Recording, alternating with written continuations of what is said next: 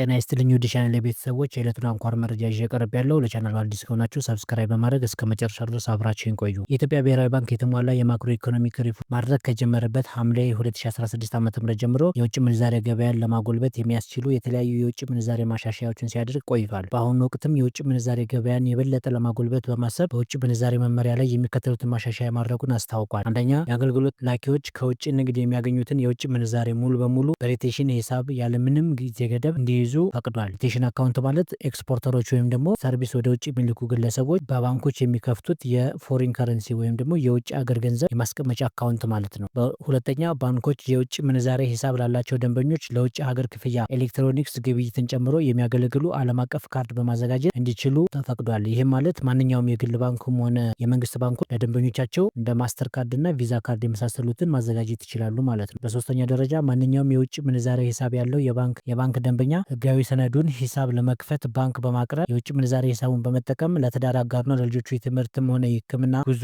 ወጪ ክፍያ ማድረግ ይችላል። አራተኛ፣ ማንኛውም ለትርፍ የተቋቋመ ድርጅት የውጭ ምንዛሬ ምንጩ ከውጭ ንግድ የሚገኝን የውጭ ምንዛሬ ሳይጨምር በእርዳታ ወይም በስጦታ አሊያም ከሌላ የውጭ ምንዛሬ ምንጭ የተገኘ መሆኑ ከተረጋገጠ የተንቀሳቃሽ የቁጠባና የጊዜ ገደብ የውጭ ምንዛሬ ሂሳብ ከፍቶ መጠቀም ይችላል። አምስተኛ፣ የኢትዮጵያዊና ትውልደ ኢትዮጵያውያን ቀደም ሲል የውጭ ምንዛሬ የቁጠባ ሂሳብ ለመክፈት ይጠየቁ የነበሩት አነስተኛ $100 የአሜሪካ ዶላር እንዲቀር ተደርጓል። ይህ ማለት ከዚህ በፊት ማንኛውም ኢትዮጵያውያን ሆነ ትውልደ ኢትዮጵያውያን በግል ባንኮችም ሆነ በመንግስት ባንኮች ሲከፍቱ ሚኒመም $100 የአሜሪካን ዶላር ዲፖዚት እንዲያደርጉ ወይም ደግሞ እንዲያስቀምጡ ይጠየቁ ነበር። አሁን ላይ እሱ ተነስቷል ማለት ነው። ስድስተኛ፣ ድርጅቶች የመዋለ ንዋያቸውን ሁኔታ በኢትዮጵያ ብሔራዊ ባንክ እያስመረመሩ ከሀገር ውጭ በሌላ ሀገር መዋለ ንዋያቸውን ፈሰስ ማድረግ እንዲችሉ ተፈቅዷል። ሰባተኛ፣ ማንኛውም ኢትዮጵያ ውስጥ ነዋሪ የሆነ ግለሰብ ወደ ሀገር ይዞት የተመለሰውን የትኛውንም ያህል መጠን ያለው የውጭ ምንዛሬ ያለ ጉምሩክ ሰነድ በባንኮችና ህጋዊ የውጭ ምንዛሬ ግብይት ቢሮዎች በኩል ወደ ብር መመንዘር የሚሆን አሊያም ደግሞ ወደ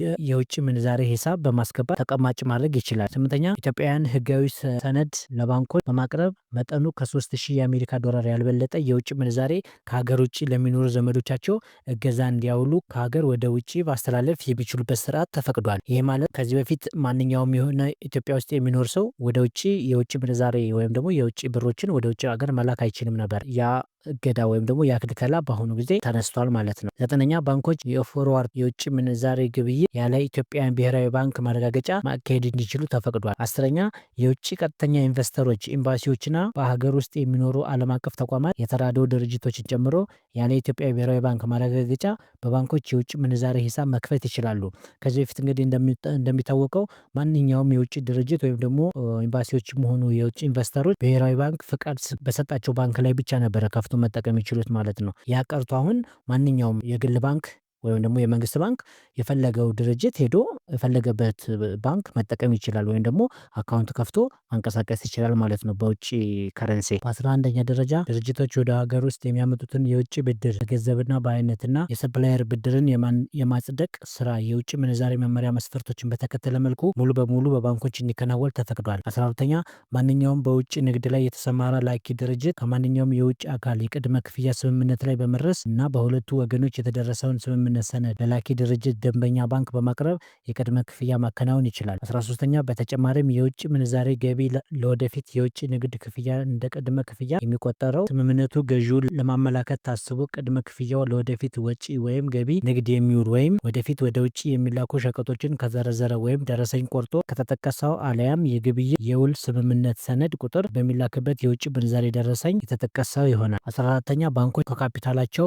ከ10 በመቶ ያልበለጠ ለግል ዘርፍ የውጭ ሀገር ብድር ዋስትና መስጠት እንዲችሉ ተፈቅዷል። በ15ኛ ደረጃ ባንኮች የውጭ ተቋም የሚሰጠውን የማረጋገጫ ደብዳቤና ደንበኛው የሚያቀርበውን ጥያቄ ላይ በመመርኮዝ በአንድ ጉዳይ ከ20,000 የአሜሪካ ዶላር ወይም ከተመጣጣኝ የሌላ ሀገር ገንዘብ ያልበለጠ የውጭ ምንዛሬ ለሕክምናና ለትምህርት ያለ ቪዛና የአውሮፕላን ቲኬት ቅድመ ክፍያ ማከናወን ይችላሉ። በ16ኛ፣ ያለምንም የኢትዮጵያ ብሔራዊ ባንክ ማረጋገጫ የውጭ ኢንቨስተሮች በኢትዮጵያ ብሔራዊ ባንክ የውጭ ምንዛሬ መመሪያ መሰረት አስፈላጊውን ሰነድ ለባንካቸው በማቅረብ እንዲሁም ባንኮች በመመሪያው መሰረት የቀረበውን ሰነድ መሟላቱን በማረጋገጥ በትርፍ ክፍፍል መልክ የሚያገኙትን የውጭ ምንዛሬ ከሀገር ማስወጣት እንዲችሉ ተፈቅዷል። 17ኛ የውጭ ምንዛሬ ግብይት ቢሮዎችን የገንዘብ ፍሰትና ካፒታል የበለጠ ለማጎልበት በማሰብ የኢትዮጵያ ብሔራዊ ባንክ በፈቃድ አሰጣጥ ወቅት የሚይዘውን ተቀማጭ ገንዘብ ከ1 ዓመት እና ከዛ በላይ ስራ ላይ ለሆኑ ቢሮዎች ከ30 ሚሊዮን ብር እንዲሁም ቢያንስ ለ6 ወራት ስራ ላይ ለነበሩ ቢሮዎች 15 ሚሊዮን ብር ተመላሽ ያደርጋል። 18ኛ የውጭ ምንዛሬ ግብይት ቢሮዎች በእጃቸው የሚይዙት የጥሬ የውጭ ምንዛሬ ገንዘብ ቀደም ሲል ከነበረው የካፒታላቸው 10 በመቶ ወደ 25 በመቶ ተሻሽሏል። ከዚህ በላይ